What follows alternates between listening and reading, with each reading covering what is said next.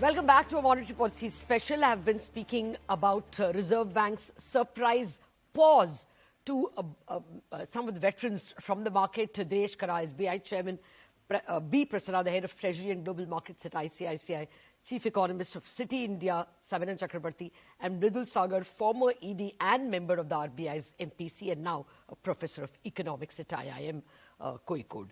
Gentlemen, thank you for your patience. Prasanna, I wanted to ask you, what kind of range you are looking at? Okay, what kind of range you are looking at for the bond market, and what are you looking? Do you expect any liquidity easing measures later on in the year? Because there is a massive borrowing after all, and liquidity is already just about evenly balanced. So Lata, today I think there's been a kind of a knee-jerk reaction with the short-end bonds falling by around 12 to 15 basis points, and the 10-year yields also falling by 5 to 7 basis points. But I think the way it's going to happen is that since the rate view is getting more benign than what it was earlier, the short end will continue to perform better. We may probably see the 5-year even going down to 7% or maybe even below. But since the borrowing program is heavy, I don't think the long end deals are going to react as much. So we will see a bullish steepening kind of a thing playing out as far as the US or the Indian yield curve is concerned. What is the other question, Lata? Rupee, I mean, how do you see the currency as well react? So I think you have also discussed it quite at length in your various shows. Clearly, the view on the current account deficit, as far as India is concerned, has got substantially better, and we are now most of us are kind of expecting less than 2% of GDP. The CAD would be around maybe $50 to $60 billion next year, and I think it can be pretty easily financed. On top of it, you have also a dollar-X view, which is kind of getting a little negative, or I would say weak dollar view, because of the possibility of higher hikes happening in Japan, Euro, as well as the fact that with the dollar peak in sight, there are a lot of flows which are possibly coming out of the US into emerging markets and commodity currencies, including India. So I think what all this means is that there is a benign view on the rupee going forward. So the RER, by the way, is a very comfortable 99, down from around 105 6 months ago. So from all that perspective, I think the view on the rupee is quite positive. Now, the only, I should say, doubt is whether RBI will actually let the market forces operate to let the INR appreciate. I mean, left on its own, it can possibly even touch 80 half, but I'm not sure whether the RBI would really want it to go all the way to that level. They will probably want to, keep intervening and recouping the reserves that they probably lost. They have recouped a lot of it, but I guess some of it they would probably going to recoup it as well as we go forward. Oh, absolutely, and perhaps even keep the edge for our now burgeoning services exports. Mr. Khara, I wanted to ask you, what does this do to bank margins? I mean, you all are a big 40% of the Nifty. I mean, finance companies, banks. Margins now crunched. Competition from the bond market is there. You can't raise rates anyway for the EBLR, the repo-linked loans. And immediate liquidity is tight. You have to pay more for deposits.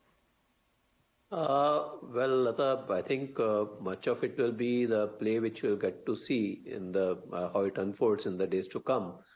But yes, of course, I don't think so that margins will get into compression immediately, because we have always seen that when it comes to deposit liabilities, recalibration of the interest rate in case of liability, it is with a lag and with a substantial lag.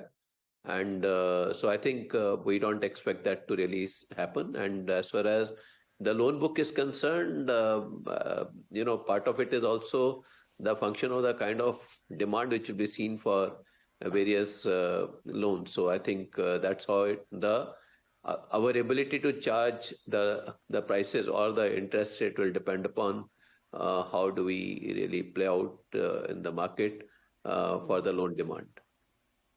Okay. All right. Perhaps not immediately, but it does look like if the Reserve Bank is in for a long pause and liquidity is tight, then maybe the best of margins is behind us. Savinan, what do you think about liquidity? There is this massive borrowing program, and we are not going to get perhaps the same help from mutual funds and insurance companies, given the tax changes. Do you think we should perhaps bake in even a CRR cut second half? So, Lata, the issue is that from a durable liquidity perspective, we are already back to where we were pre-COVID, even below that. So the entire withdrawal of accommodation from a liquidity perspective is already done. But the fact that RBI has not changed that withdrawal of accommodation phase means that any liquidity infusion in the near term would be difficult, particularly durable liquidity. RBI can keep on doing the fine-tuning operations in the form of variable repo auctions, but either CRR or OMO, while the stance is withdrawal of accommodation, will be in contrast with the stance. And that's why my sense is that why we were looking for a change in stance was one of the reasons was that a change in stance would have given RBI the operational flexibility to address any demand supply imbalance issue in the bond market through OMO in the near term. But if for some reason RBI believes that that is not a major problem in the near term, then maybe these two things can happen together, where there will be a change in stance and followed by the CRR cut or an OMO. Okay. Well, maybe the Reserve Bank wants to achieve through monetary tightening, actually liquidity tightening, but not wanting to hike rates, and that it delivers on its inflation targeting goal as well. A little confusing, but that could be the thinking behind this. Mridul, out of time, but I must ask you this question. Do you think they let the rupee appreciate? Or will there be a worry that exporters will now not want to convert into rupees because there isn't so much by way of an interest rate gain? And there is, the dollar interest rates are not too bad. So how will the Reserve Bank think about the rupee? Will they let it appreciate? I think there's some little I mean, if we are talking of global spillovers and global outflows, then you can't have rupee appreciate. I don't think that would be the objective of RBI to fight inflation by appreciating the rupee. So that's ruled out.